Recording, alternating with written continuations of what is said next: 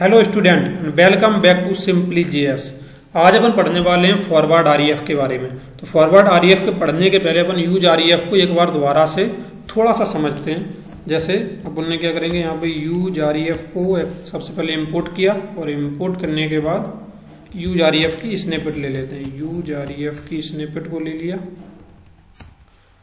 और यहाँ पे कोई भी एक वैल्यू पास करनी रहती है। अभी अपन कुछ भी पास नहीं कर रहे, यहाँ पे छोड़ देते हैं।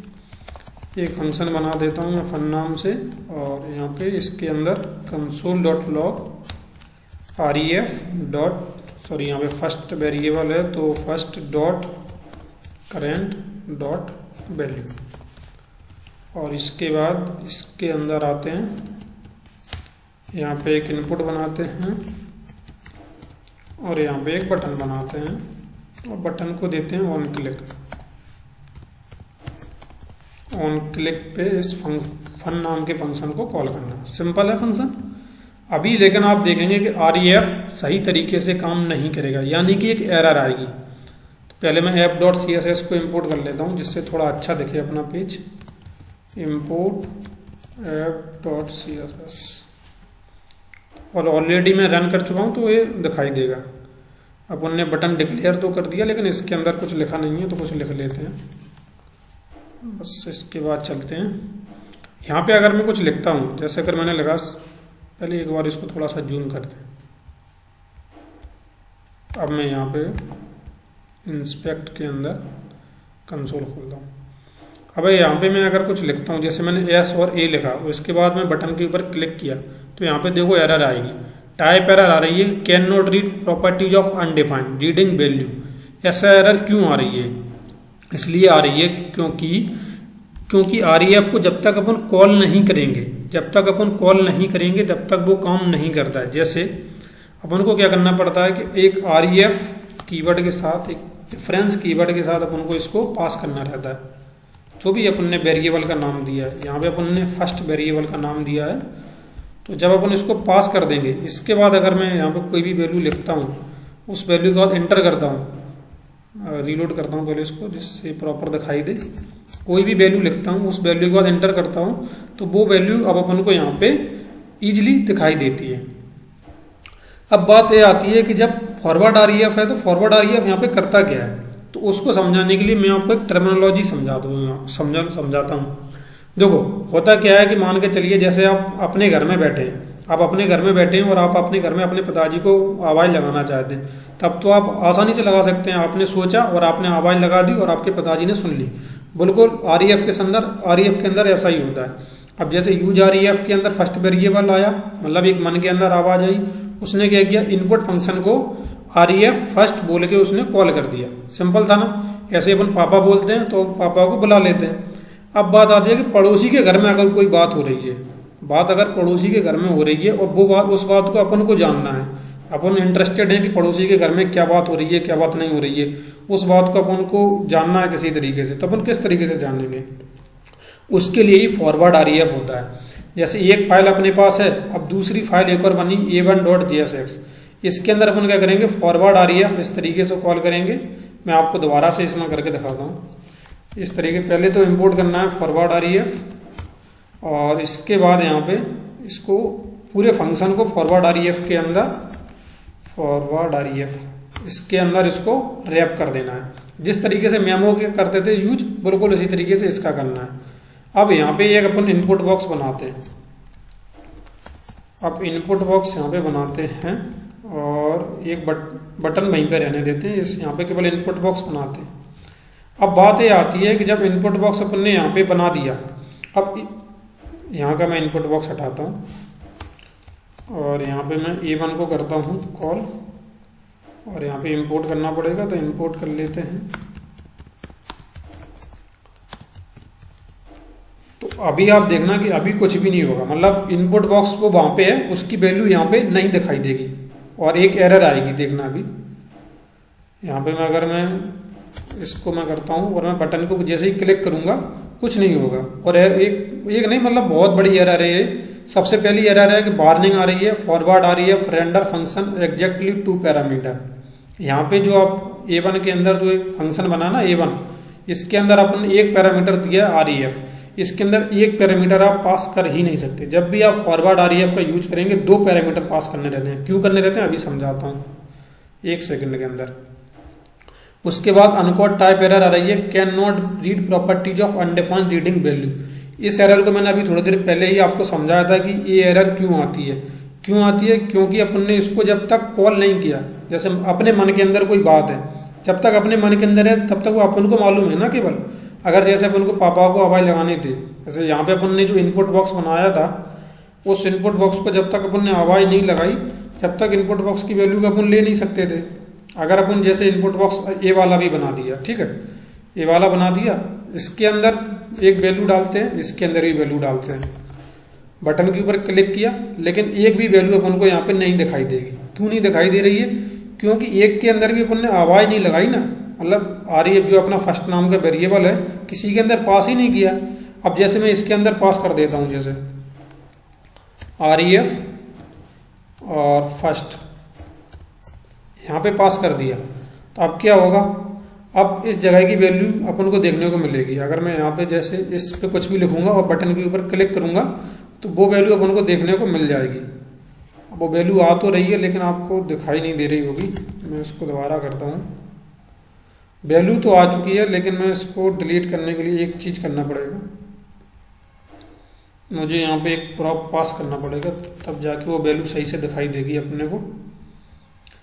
और रीलोड करूँगा, अब मैं यहाँ पे कुछ भी लिखूँगा, अब आपको वैल्यू यहाँ पे दिखाई देगी। वैल्यू तो आ रही है लेकिन क्या कहाँ रही है? console.log first.current.value, लगता है A1 को भी हटाना पड़ेगा थोड़ी देर के लिए।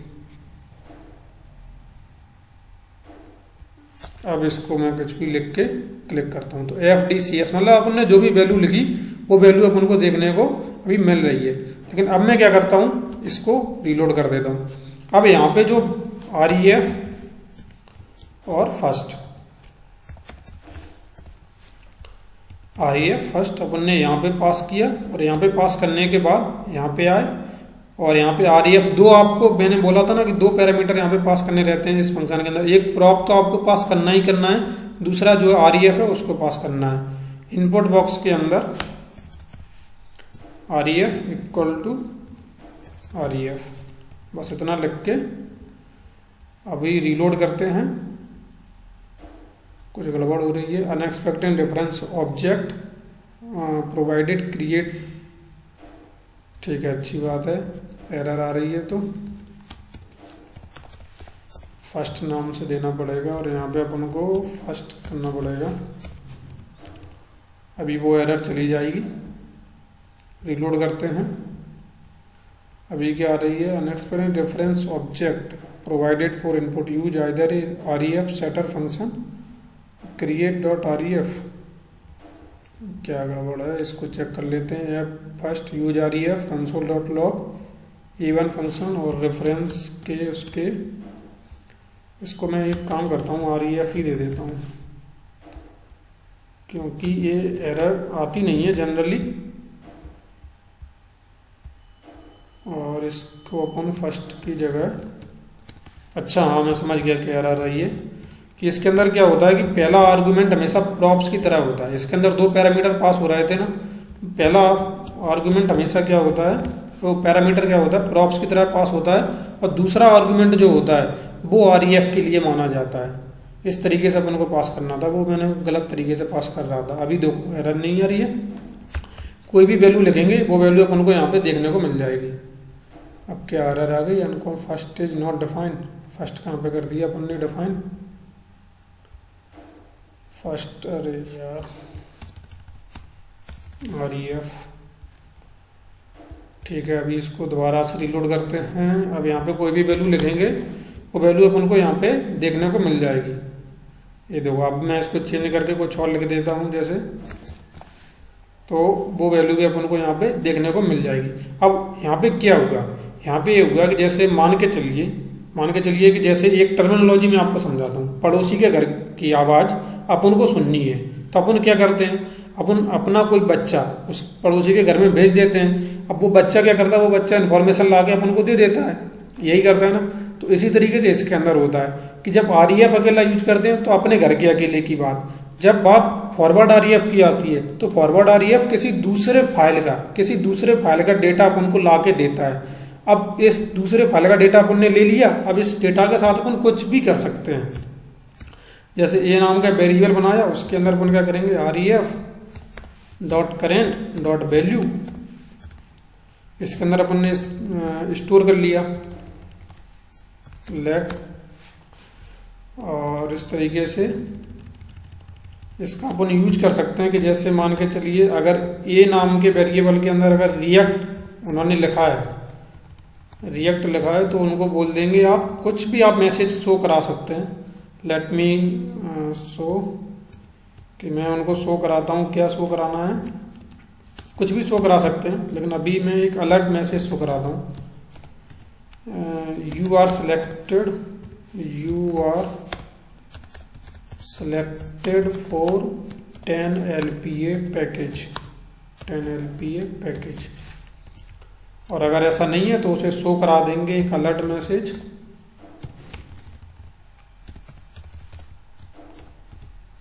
और ये थोड़ा सा यहाँ पे लेके चलते हैं, you are not selected for this job, कुछ इस तरीके से अपन इसको शो करा सकते हैं। अभी क्या एरर आ रही, इफ यहाँ पे अपन ने इफ नहीं लगाया है, अभी सही तरीके से चलेगा प्रोग्राम अपना। अब मैं यहाँ पे रिएक्ट लिख के देखता हूँ, पहले मैं REACT, और अब मैं करता हूँ बटन को क्लिक। UR कैपिटल नहीं लिखना चाहिए, कैपिटल लिख दिया अपन ने। इसको मैं करता हूँ REACT, नहीं REACT, you are selected for 10 LPA package. और इसके अलावा फिर मैं कोई भी डेटा लिखता हूँ, जैसे कुछ भी डेटा लिखा मैंने, तो क्या रिजल्ट आएगा, you are not selected for this job.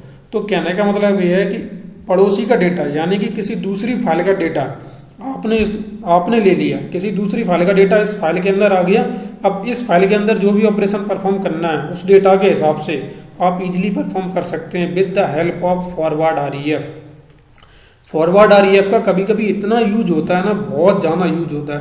जब भी आप Dream11 जैसी वेबसाइट को खोलते हैं या कोई भी लाइव वेबसाइट को खोलते हैं, उसका जो फ्रंट एंड जो चेंज होता है ना, वो फ्रंट एंड फॉरवर्ड REF की मदद से बहुत हाई चेंज होता है, इसीलिए उसको हायर ऑर्डर कंपोनेंट के अंदर गिना जाता है।